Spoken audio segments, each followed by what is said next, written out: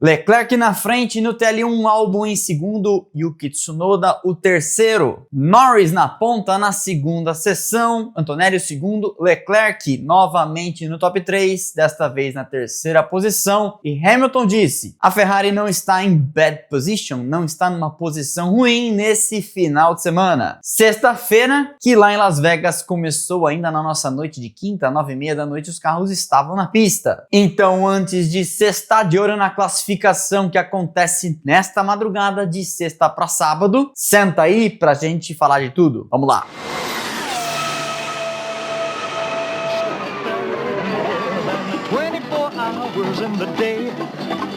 Foi Charles Leclerc com a Ferrari número 16 quem ditou o ritmo na primeira sessão, lá no circuito, na Strip, a avenida principal de Las Vegas, aquela reta gigantesca que viu inclusive na curva 14, a grande freada onde muitas ultrapassagens acontecem, um festival de travadas. Alex Albon colocou a Williams na segunda posição, Yuki Tsunoda foi o terceiro. Leclerc fez o tempo de 1:34.802, 0.166 à frente de Albon. Com Tsunoda em terceiro e os dois principais desafiantes pelo campeonato, Oscar Piastri, o segundo, Lando Norris, o primeiro, nunca em nenhum momento figurando na ponta. Todo mundo foi para a pista com configurações de baixíssimo downforce e as declarações dos pilotos já diziam: a gente vem com setup aerodinâmico de Monza, mas precisando em muitas das partes da aderência de Mônaco. Tempo seco nas duas sessões, ainda que tivéssemos uma previsão de chuva para o TL2, e pista suja, muito suja. E você pode se perguntar, mas isso não é uma rua? Não tem carro passando o tempo inteiro? É que uma pista limpa para o automobilismo é muito diferente de uma rua, de uma avenida, porque os carros não fazem o traçado da Fórmula 1, então onde precisa estar emborrachado nem sempre está, além da sujeira de uma via urbana. Logo no começo da sessão, Hamilton e Berman deram lindos travadões, inclusive tentando evitar que os pneus ficassem quadrados. Stroll escapou no mesmo lugar, todos eles no final do retão da Las Vegas Strip, com Norris e Gasly perdendo o controle um pouco mais preocupantemente nas curvas 7 e 12 respectivamente. Ninguém teve problemas, ninguém chegou a relar nas barreiras. Leclerc e Verstappen pontearam a tabela com a Ferrari número 16 fazendo 1:35.954, o primeiro a virar abaixo da casa de 36. Isso nos primeiros 20 minutos iniciais, aí veio o Verstappen e melhorou esta marca em 2 décimos, tomando a ponta. Na segunda metade, como é de costume, o foco mudou então para simulação de classificação com postos mais leves e foi Hamilton o primeiro a ficar em primeiro com estes pneus 1:35.561. Rapidamente, entretanto, superado por Leclerc. O duelo particular de Verstappen com Leclerc continuou, Max fazendo 1:35.109, 0.0044 milésimos mais rápido que Leclerc, antes de Tsunoda derrubar os dois, ainda aqui brevemente na marca de 15 minutos para o final. Norris escapou de dano ao dar uma relada na curva 9 com sua McLaren, e Leclerc, que tinha sido o primeiro a virar abaixo de 36, foi o primeiro também a virar abaixo de 35, setando a régua em 1:34.802, e esse ficaria sendo então o melhor tempo da primeira sessão. Albon foi o segundo,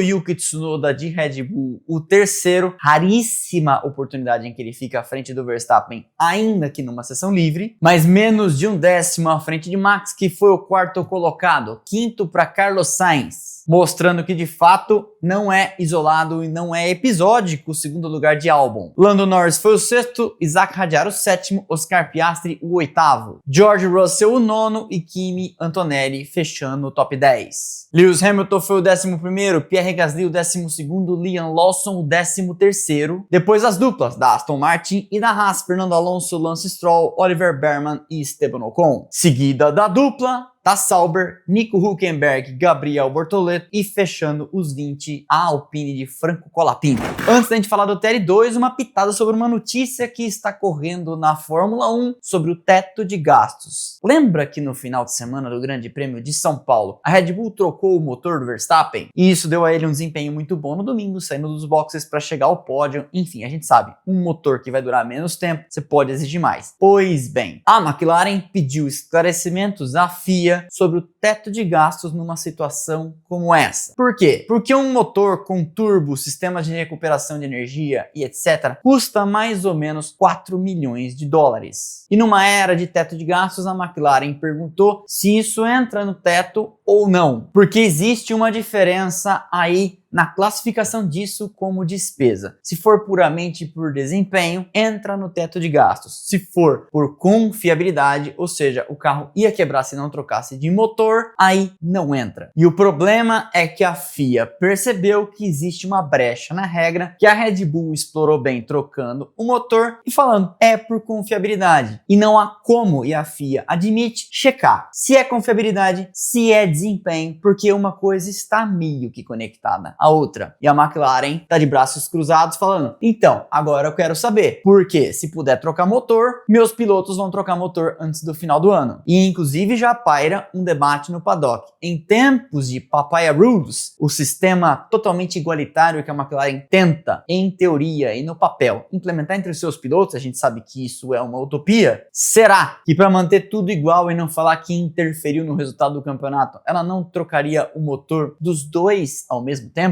Deixo com vocês aqui a reflexão. Na segunda parte, Lando Norris liderou a tabela, seguido de Kimi, Antonelli e novamente Leclerc entre os três primeiros. Com o Lewis Hamilton dando uma entrevista dizendo não estamos in a bad place, não estamos num lugar ruim, o carro não está mal no começo do final de semana. Mas vale ressaltar que em várias sextas-feiras a Ferrari começa bem o final de semana e anda para trás no sábado e no domingo. Às vezes porque ela de fato se perdeu no acerto, às vezes porque não consegue evoluir e as demais andam para frente. E quando todo mundo anda para frente e você ficou parado, a resultante é que você anda para trás. Vamos ver o que vem nos próximos dias. Leclerc foi o terceiro, mas enfrentou um problema de câmbio, que inclusive provocou uma interrupção no TL2, com ele ficando parado no meio do pit lane. Norris, que chega nesse final de semana com uma vantagem sobre Oscar Piastri de 24 pontos e sobre Max Verstappen de 49, fez o tempo de 1:33.602 nesta segunda parte, que foi interrompida por duas bandeiras vermelhas, inclusive porque o manhole, o buraco de bueiro, um dos ao longo da pista, que são soldados para que os carros não os suguem, não os arranquem, foram vistos mudando de lugar, balançando por um fiscal que alertou: melhor interromper a sessão antes que alguém se machuque. Era a saída da curva 17 e o pessoal da FIA foi lá então inspecionar. Entre as duas sessões, uma leve chuva umedeceu a pista, com as equipes então preferindo demorar um pouco mais para mandar os carros à pista, e os 5 primeiros minutos de sessão não tiveram ação. Todo mundo foi saindo para a pista com pneus slick, mas o asfalto tinha trechos úmidos e a temperatura estava baixa, com Berman dizendo então no rádio que a pista estava com nenhuma aderência e os primeiros tempos que foram marcados estavam bem acima, vários segundos das marcas anteriores.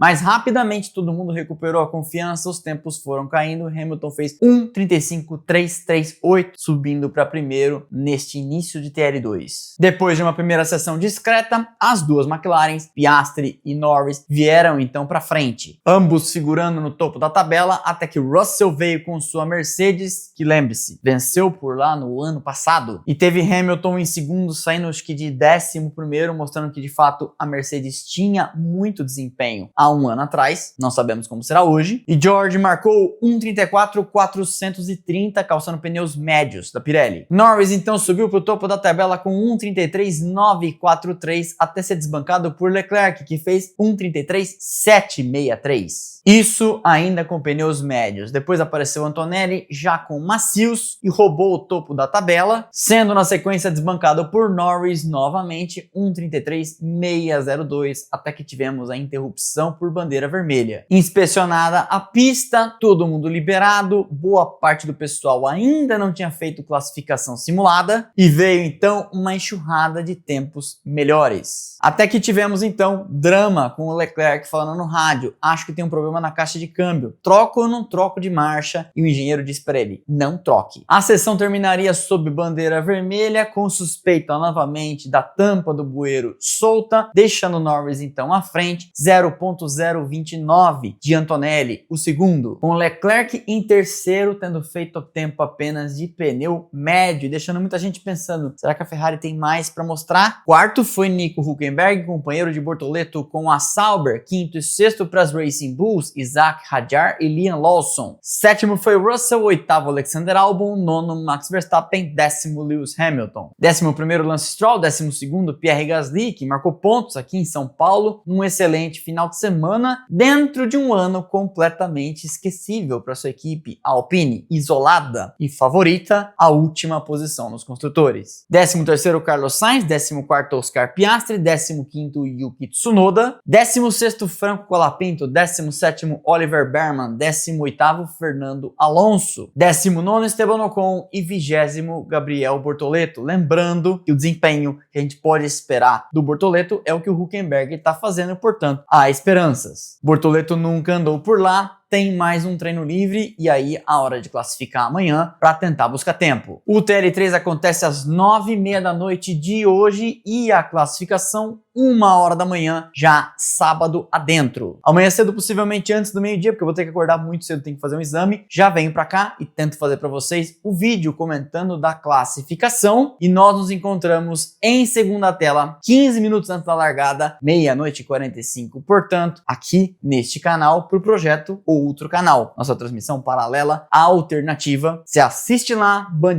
Play F1 TV e acompanha com a gente aqui. Eu, Rodrigo ADM, nos comentários, Matheus Furlan na narração, direto do front, Juliane Serrazoli, trazendo para você outro canal, para você poder acompanhar por uma opção diferente. Nessa semana tivemos vídeos, você já sabe, terça-feira, mudanças de regra ao longo das temporadas, 10 casos em que a regra mudou no meio do jogo. Na quarta, pequena grande história, bem recente inclusive de 2022, quando o Verstappen, a Red Bull e a própria Fórmula 1 discordavam sobre se ele tinha sido campeão ou não em Suzuka. Tudo por uma interpretação equivocada da equipe e de Verstappen sobre a regra. E a FIA disse, deixa eu te avisar, você foi campeão sim. Dá tempo de você assistir até de noite, quando começa a ação na pista. Então, deixa o like, é de graça, não custa nada, você sabe, ajuda demais o canal. Tá aqui dado o tutorial, é simples, ajuda a gente seguindo internet afora em crescimento, rumo aos 300 mil inscritos. E você pode também conferir o nosso conteúdo nas redes sociais, que tem posts o tempo todo. Instagram, Twitter, Threads e TikTok, estão passando aqui os arrobas, link lá embaixo na descrição. Para não perder nada do que fazemos por aqui, canais de notificação, Instagram, Telegram e WhatsApp, para você não ficar de fora de nada, porque o YouTube às vezes esquece de te lembrar de alguma coisa. Então, link aqui embaixo, todas as redes têm mais de 2, 3 mil seguidores, cada uma recebendo esses recadinhos. Além das breaking news, além dos horários das corridas, já te deixando salvar no celular, mandar pros amigos no grupo do FUT e etc. Eu volto aqui amanhã para comentar da classificação. Valeu, aquele abraço, sextou, é sexta-feira, tá cedo ainda, mas não custa avisar. Juízo.